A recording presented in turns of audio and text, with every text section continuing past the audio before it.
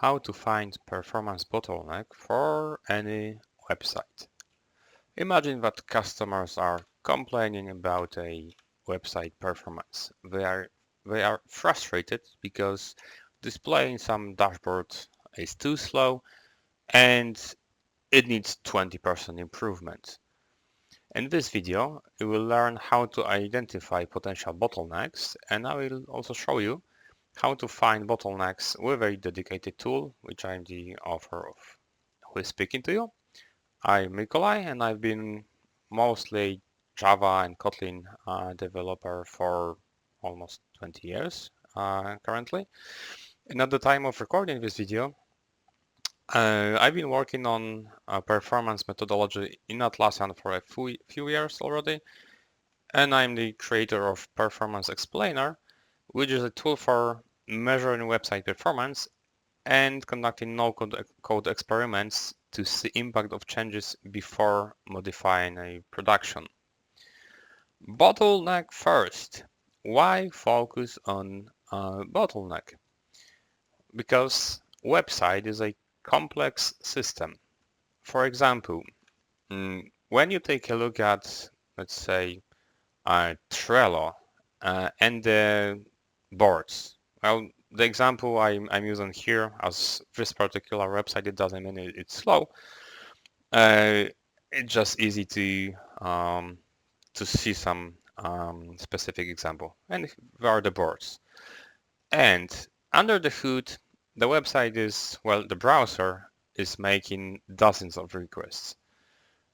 For example, if you go to any other website, there are hundreds of requests under the hood. And when we take a look at the waterfall, like it's too small here in Chrome to see it, but if we zoom in, if we take a look at the waterfall, we can see particular requests. And how do we know that which one needs speeding up in order to speed up the whole measurement? So this is the problem that every developer team faces when performance needs to be fixed. In this case, Jeff, Mike, and Greg have to improve the dashboards view because it's too slow. So Jeff says, let's boost the get dashboards AJAX request. Mike says, let's optimize content of some file too, CSS file. Greg says, let's optimize loading the JavaScript 1 file. So they start working, and a week later, Jeff proudly announces that he boosted get products AJAX requests by 50% on the backend with help of Profiler. He optimized the slowest parts, and it took much more work than estimated. Sounds familiar?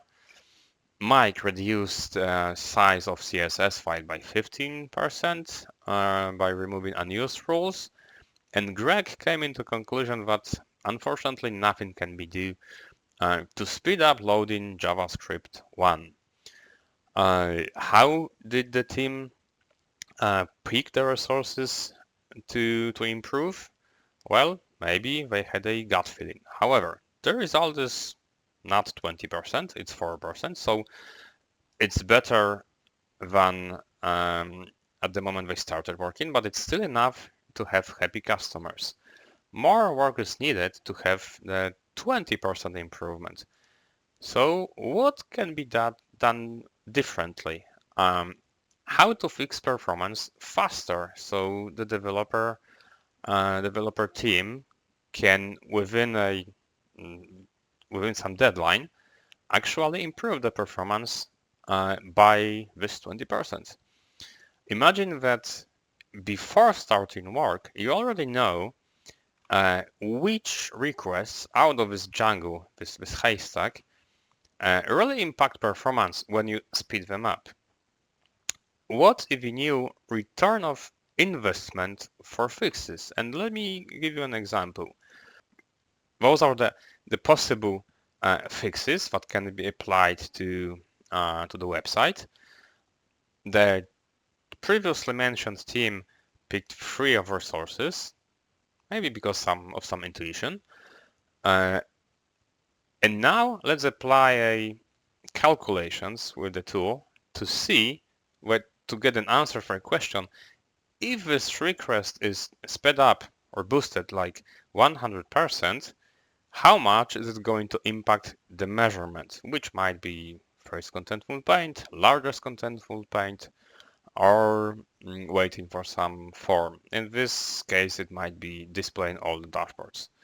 One might say that, well, it's not possible to boost something 100%. Um, in most cases, that's true, because in order to boost something 100%, you either have to remove it from the system or maybe introduce some caching. And sometimes you can boost something like more than 90% or close to 100%, but more likely you're going to boost something like 80%, 50%, 20%, etc.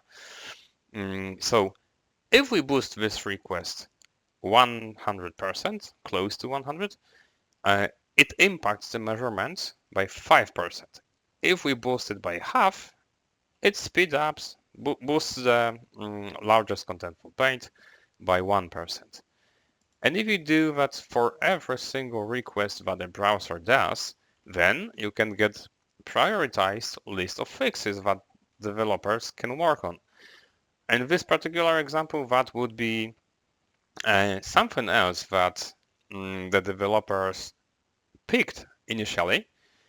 And if they had such a list before starting work, they would pick uh, other resources, other requests, and the end result of their work would be, well, dramatically different. They would meet their goal and boost and speed up the whole website and make customers less frustrated or just more happy. And how you can estimate the maximum improvement? Let me give you an example. So imagine that the measurement is first contentful paint and it takes for some website between 2 and 5 seconds. And the candidates for a performance fix are the following. Get the dashboards request and load in some CSS files. So let's take a few hundred samples, remove outliers if needed, and take a look at what we can do with the samples to roughly estimate the bottleneck. For simplicity, there are only 10 samples here. So the measurement is first contentful paint. It took 2 seconds in some sample, up to even 5 seconds. And the total duration of that is almost 32 seconds. So that's the blue bar. And now let's, having the samples, if we have also the timing of particular requests, we can also make the sum of that. And at the chart, we can see that this is what really impacts the user. And what browser also does is waiting for some resources. So you can, well, intuitively see that probably if you put an effort, it would be better to put it to improve, to shorten this bar rather than this one, because that's the maximum you can take away from the total latency. So for the Trello, it would look like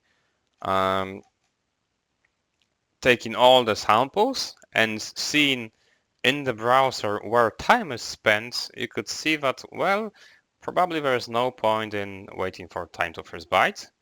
There's much more going on in the browser, in the DOM completion and DOM parsing phase.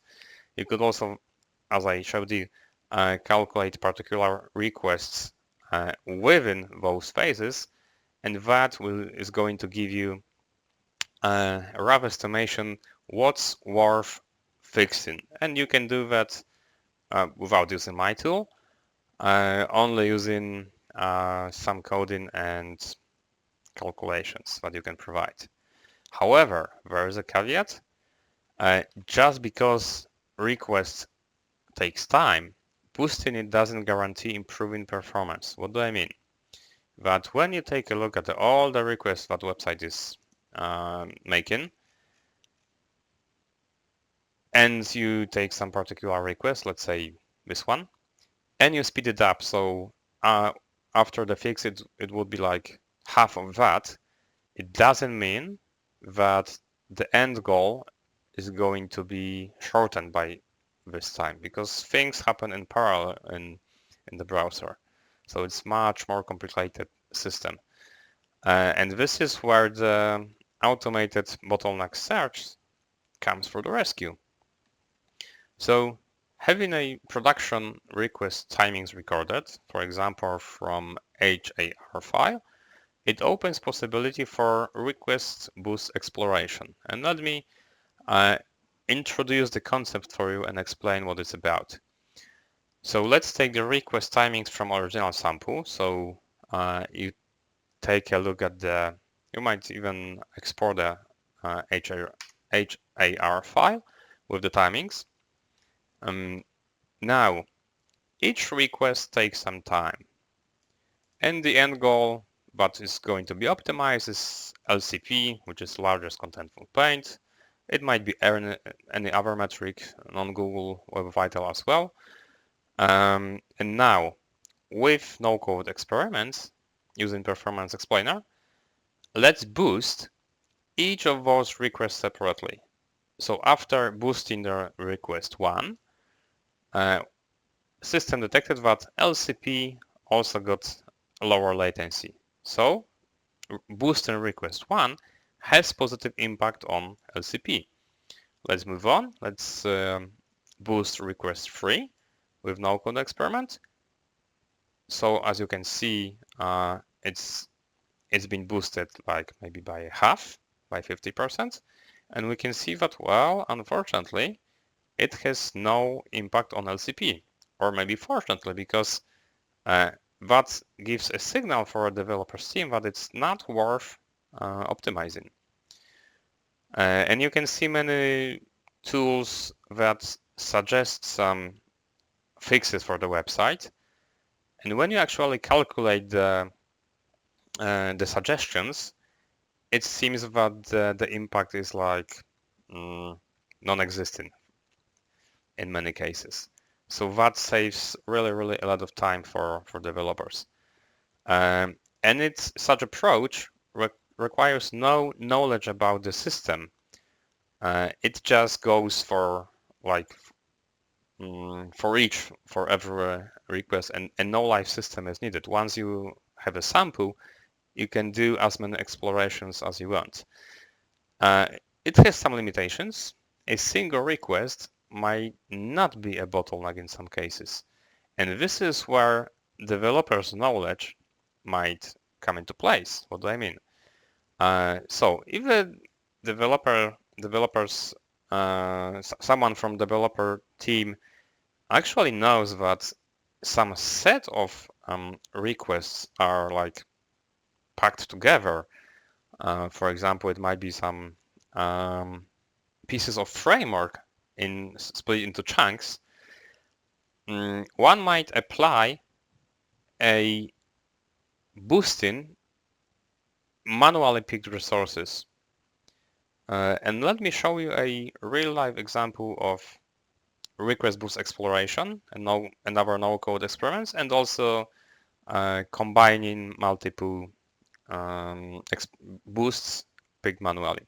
Imagine that performance is defined as FCP, which is first contentful paint, and there is a website done all perfect, and after searching through boosting each request that website make, it occurred that there is one very interesting request, but if you boost that 80%, the whole site loads for the user like almost 50% faster.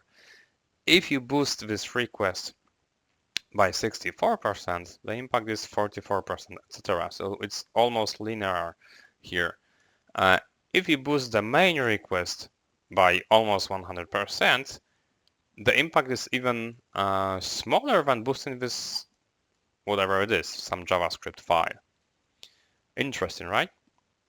And if you also run JavaScript defer exploration, which is whatever there is to deferrable on the website, and you defer that and check the impact, it occurs that if you do that for this request that was already this JavaScript file that was already previously boosted, the result is even better. And this is when someone might think, oh, so if those are two most important resources from the performance perspective, let's boost this one or defer that, and let's boost this one. And it can be done. So it can be done via request boost for particular requests. You can pick like boost this one by 50% and pick some other and boost that like by maybe 40%. And after the result, you can see that if you combine those two fixes, you can get like 60% overall improvement, which would be my maximum that seems to be achievable. Well, maybe if we could also check what happens if we boost the main site like 50% and boost the bottleneck also. So this way, that's a great way to explore the system without stressing it, because no samples are taken from the live system when you already have the HAR file. Yeah, so feel free to try the tool, leave a comment below, and check the tool under Performance Explainer website. What I showed you right here was the locally running one, and a public one is under this address, performanceexplainer.com. Thank you for your attention. I hope that you learned something interesting, and see you in another video.